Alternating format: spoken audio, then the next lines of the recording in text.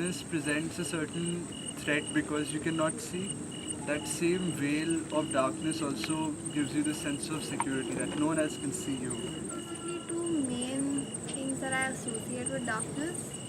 The first is, of course, fear, because at least for me, every time we'd play hide and seek at home, it would be at night, and I'd always find the darkest corner in the house, and I'd always end up being there forever. And then I'd always have to get up and come out saying, I'm here. So, yeah, it was a really bad thing. So, in that way, like for me, it's a very scary thing. But at the same time, it's very peaceful because um, I don't know, it's just there's no one to judge you. I mean, you just feel alone, yet with people.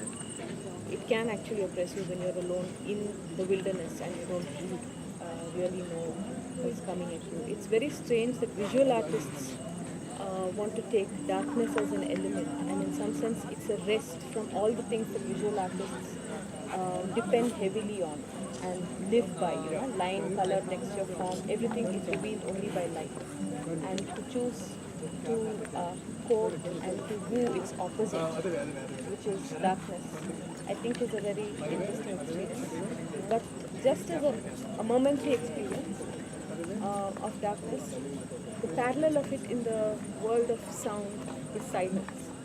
So can we go silent for a few minutes and just take in the ambient sounds, because there's a lot of natural sounds around.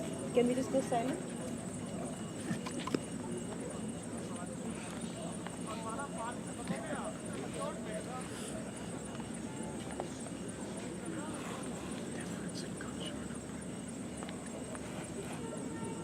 See, like darkness, silence is also very elusive in the city. Real silence in which you can hear the ambient city. It's very difficult. I used to love the power cuts because then I could because no one was seeing me, I could make all the weird faces that I wanted to. We associate light with God and knowledge, all these supposedly positive things. Darkness has come to become a luxury because now when I go to sleep, I rarely get to switch the lights off because I'm afraid if I switch the lights off, I won't be able to wake up for my class. So the day I'm able to switch the lights off and go to sleep, it's very luxurious. So it's something which I cannot afford every day. Darkness has always been more philosophical to me, as in, it's not something I'm afraid of, nor is it something that I particularly enjoy. But it's something that strikes a certain kind of mood in me, which makes me go very philosophical and so on. So while I was listening to everybody and darkness that descended, I was reminded of an opening passage from a book, which I'd like to quote if you're okay with. It's from a book called Unweaving the Rainbow, and it's the opening paragraph. It's by a person called Dawkins, and he's talking about how lucky we are to be alive. So darkness induces these thoughts in me, so I thought I'd just quote it verbatim. The paragraph goes as follows. Quote, we are lucky to die.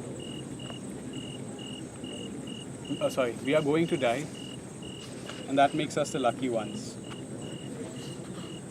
Some people are never going to die because they're never going to be born. The number of people who could have been here in my place outnumber the sand grains of Arabia. Certainly, these unborn ghosts include poets greater than Keats and scientists greater than Newton. We know this because the number of possible people allowed by our DNA so massively outnumbers the set of current people. Yet it is you and I, in our ordinariness, that are here.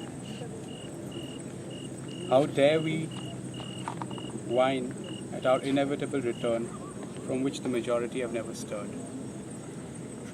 Unquote. So that's a paragraph from his book. It's something that struck me whenever I think about darkness.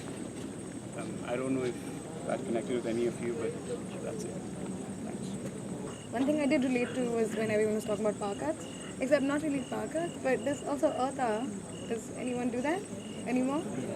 I mean, if you do actually do it seriously, it's like it's this unleashing of creativity, because all of a sudden you don't have your phone anymore, you don't have a laptop, you don't have the lights on. What do you do? And then you start playing with, candles and shadows and decide to play stupid games and all of that. But also, I love ghost stories, and like him, I think I find them extremely cool. Like, I mean, I'm not scared at all, but I do wish someday a ghost comes along and scares the shit out of me.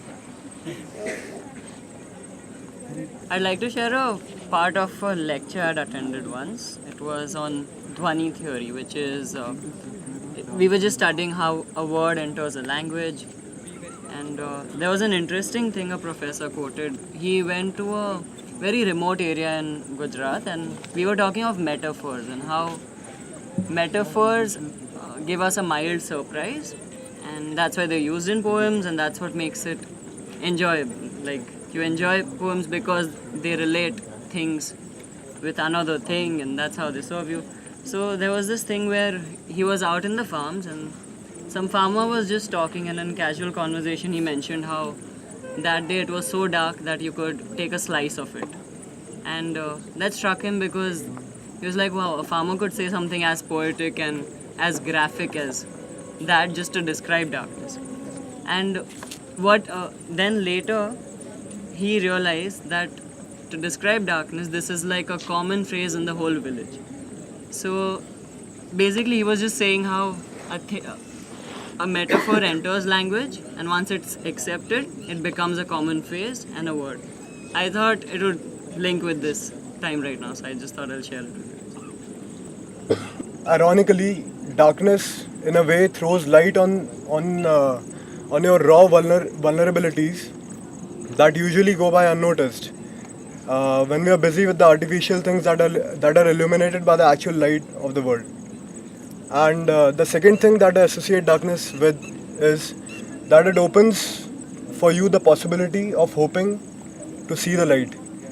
So for me, experiencing the dawn at the end of the night is it's a destination, but the real fun lies in persevering throughout the night. So I think that's it from my side.